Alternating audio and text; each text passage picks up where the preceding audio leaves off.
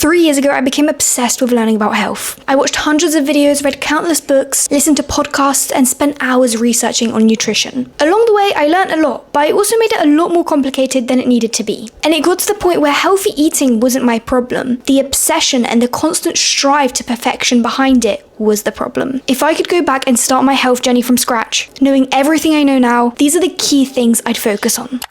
The first point is stop trying to find the perfect diet. There are hundreds of different diets right now all over the internet. Keto, carnivore, vegan, and they all say different things. It can feel like everyone is convinced they found the answer and they found the perfect diet that works for them. But the truth is that there are key principles that can work for everyone. And then there are preferences which are unique to each individual and that can work for some people and don't work for others. The best thing to do is to focus on what is sustainable and what works for you and your body. Focus on habits that you can maintain and be consistent with. Because if you truly want to make healthy eating your lifestyle, until you actually start enjoying the process, enjoying the meals you're eating, and genuinely love and enjoy the process, it will be almost impossible for you to maintain this. Number 2 is eat mostly whole foods. If I had one nutrition rule to say to anybody, and just to simplify everything, it's just eat whole foods. Eat foods that come from nature. Eat foods that God gave us. Things that you can actually grow or harvest or get from a farm. Not things that are ultra processed and made by machines in large factories. Focus on foods like fruit, vegetables, potatoes, rice, eggs, Greek yogurt, fish, nuts, beans, lentils, chicken. These are all one ingredient simple whole foods. And don't get caught up in trying to buy expensive health foods. Because at the end of the day, all you need are these whole foods. You don't need the healthy snacks. Of course, you can find healthier snacks that you can have if you are a person who prefers to snack. But truly, if you start focusing on whole foods and having a balanced plate at each meal, 3 meals a day, that constant need to snack and the cravings you have through the day will subside. Number 3 is prioritize protein, but don't obsess over it. Protein genuinely makes a difference. It helps keep you full, it supports muscle growth, and is important for so many functions in the body. But I'd stop trying to hit a perfect protein number every day. Yes, aim for around 1.2 grams per kilogram of body weight, but don't obsess about it. Just make sure that you have at least 20 to 30 grams of protein at each meal. And if you don't get that, it's okay, because every day doesn't need to be perfect. It's all about at least trying to show up every single day, and then consistency over time will lead to the results. Another interesting thing about protein is that most of the time when you are hungry or your body is craving sugar or carbs, it's actually because you have not fed your body enough protein, and your body will continue to signal hunger to your brain until it is satisfied with the amount of protein it has. So make sure that you're getting enough protein. Number 4 is strength training and lifting weights over cardio. If you were to prioritize only one exercise in your life, or if you only have time for one thing,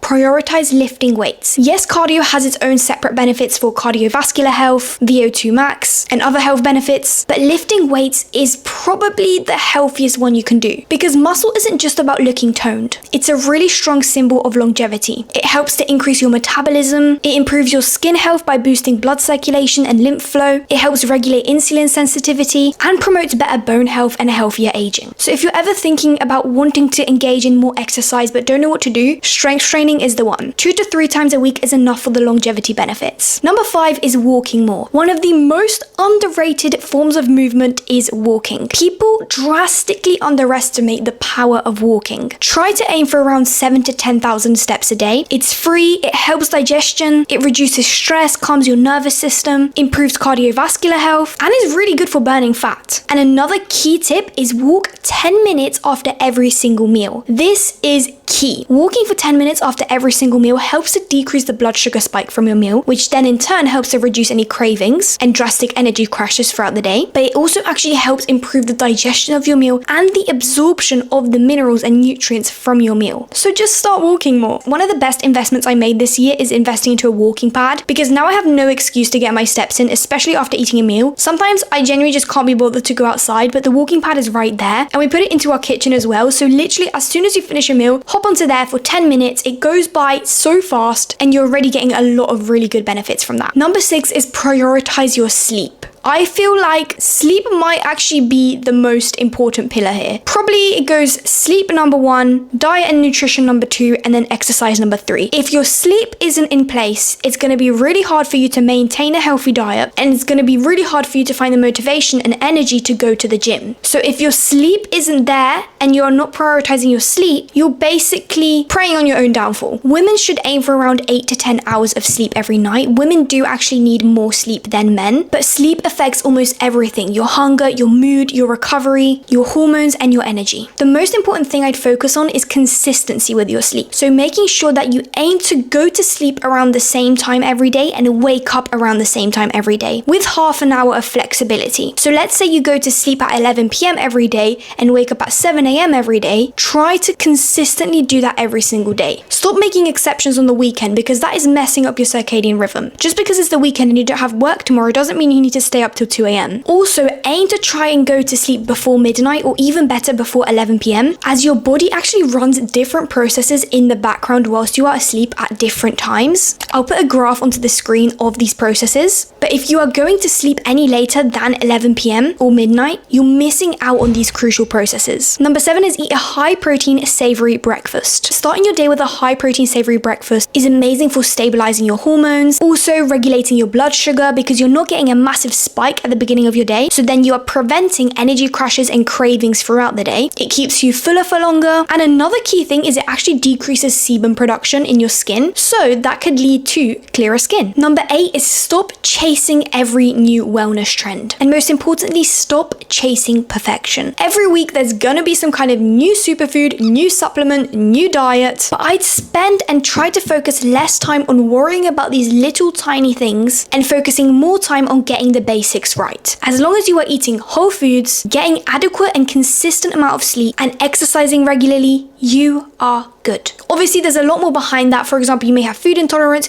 you may have histamine intolerance, you may have hormone imbalances, but for the average person, if you get good sleep, exercise regularly, and have a good diet, prioritizing whole foods, you'll be fine. Stop stressing about all the new wellness trends, because most of the time they're just a new fad that will pass and people will forget about it. Number 9 is find healthy foods that you love and alternatives for things that you love. So one of the biggest mistakes people make is thinking that healthy eating means you just get to eat greens and salads and raw vegetables all day, which is so much further from the truth. Healthy eating is so much more than that. If you hate kale, don't eat kale. Nobody is forcing you to eat kale. There's certain foods that I personally don't like that are considered health foods, but I don't eat them because I don't like them. But instead I eat foods that I love, like sweet potatoes, like salmon, like kiwis, like rice, like chicken, like avocado. So much. There's an endless supply of whole foods. You are guaranteed to find something you like. And over time as well, the more you eat these whole foods, your taste buds will adapt and they will actually start tasting even better, which I think is just amazing. And also finding alternatives for things that you love. So for example, I love chocolate. I love anything chocolate cake, brownies. I love chocolate chip cookies. I love stuff like that. So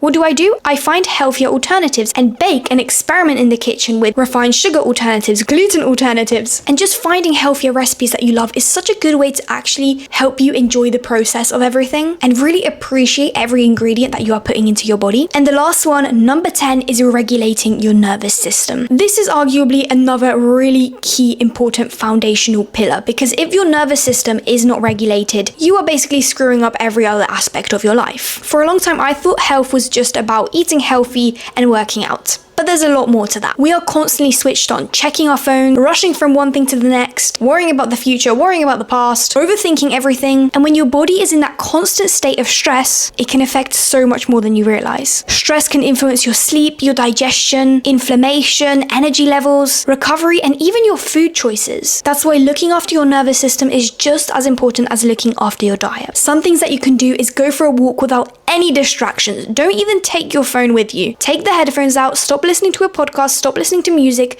just go outside and appreciate the nature. Walk in silence, sit with your own thoughts. Another thing is reading. It's been proven that just reading for 5 minutes can actually significantly increase the relaxation within your body. Taking 3 deep breaths when you are stressed or overwhelmed. Before you eat, it's also really good to take 3 deep breaths because it activates your parasympathetic nervous system, which is responsible for resting and digesting. So that will help increase the digestion of your food. Spend time with people you love and genuinely enjoy being with. with that don't drain your energy. It's very important here to distinguish between spending time with people who drain your energy and are actually increasing your stress levels, and people who you love spending time with and calm you and make you forget about everything. You just want to be there with them in the moment. And also just make sure you're not constantly consuming information, especially on social media, because social media is such a warped reality and it makes you believe that all these perfect ideals exist. But most of the time, these people are not perfect. They're not living perfect lives. They have so much going on in the background that you have no idea about, but they just choose to show you the perfect days in their life. But just remember that that is not real. At the end of the day, calming your nervous system also doesn't have to be overcomplicated. You don't have to meditate for every hour of the day. Yes, it can be helpful, but our brains are already so overstimulated from the world around us and all the technology we have that even just simply slowing down and reminding your body that it's safe and it's not constantly being fed with information can significantly help decrease your stress levels. So those are the 10 things I would focus on if I had to start my health journey all over again. But if I can leave you with the one message, it's you don't need the perfect diet, you don't need expensive supplements, you don't need to follow every health trend you see online. Just focus on the fundamentals. Eat mostly whole foods, but don't obsess about it. Follow an 80-20 balance. Move your body, prioritize strength training and building muscle, sleep well and consistently, and spend time with people you love and do things that genuinely allow you to slow down. And remember, being healthy isn't about striving for perfection. It's about building habits that you can actually sustain and enjoy for the rest of your life. Being healthy isn't something you do as a diet. It's not something you do for a few months. It's a lifestyle that you adopt